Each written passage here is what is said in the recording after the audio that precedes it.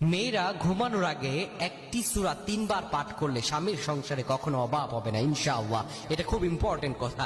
মেয়েরা যদি ঘুমানোর আগে এই সূরাটি ৩ বার পাঠ করতে পারে, ঘুমানোর আগে ৩ বার পাঠ করতে পারে, স্বামীর সংসারে কখনো অভাব হবে না। এত ভাবে নিয়ামত আসতেই থাকবে, নিয়ামত আসতে থাকবে। আপনি সকালে উঠেও আল্লাহ তাআলা আপনাকে এর ফজিলত আপনাকে দান করে দিতে পারেন, এর ফলাফল আপনি দেখতে পান। খুবই ইম্পর্টেন্ট কথা।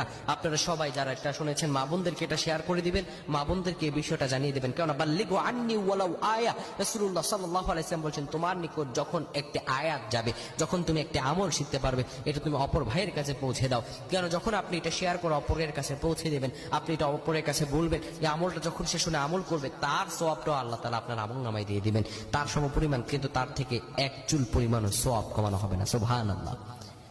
অভাব অনটন এমন একটা মারাত্মক বিষয়। অনেক সময় দেখা যায় অনেকে ঋণগ্রস্ত থাকেন, অভাবগ্রস্ত থাকেন, সেজন্য অনেকেই সে কি আমল করবেন ফ্রাস্ট্রেটেড হয়ে যান। কোন আমলটা করলে আমার অভাব কেটে যাবে, এ নিয়ে অনেকেই চিন্তা ভাবনা করেন।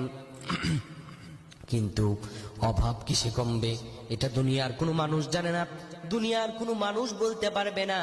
আল্লাহ তাআলা বলেন, বান্দা আমার কাছে যাও, উদউনি উস্তাজিব লাকুম, আমি তোমাকে দিয়ে দিব, আমার কাছে চাও, বারবার চাও। আল্লাহ রাব্বুল আলামিন শুধু তাই নয়, তার পরিচয় জানায় দিচ্ছেন। আল্লাহ বলেন, আল্লাহু দাঈফু লিমান ইয়াশাউ ওয়াল্লাহু ওয়াসিউন আলীম। আল্লাহ রাব্বুল আলামিন বলেন, বান্দারে তোমরা আমার সম্পর্কে কতটুকু জানো? বান্দা শুনে রাখো, আমি তো সেই আল্লাহ যে আল্লাহ রাব্বুল আলামিন হলাম সমস্ত প্রাচুর্যের অধিকারী, সমস্ত সম্পদের অধিকারী।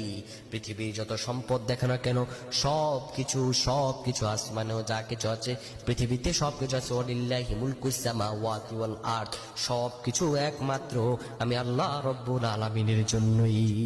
তাকওয়া থাকতে হবে, ভরসা থাকতে হবে।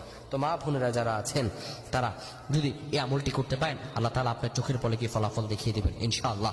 ঘুমানোর আগে ওযু করে নেবেন, ওযু বানায় নিয়ে আপনি যখন বিছানায় শুবেন, বিছানায় বসার পরে আপনি এই একটি সূরা 3 বার পাঠ করবেন।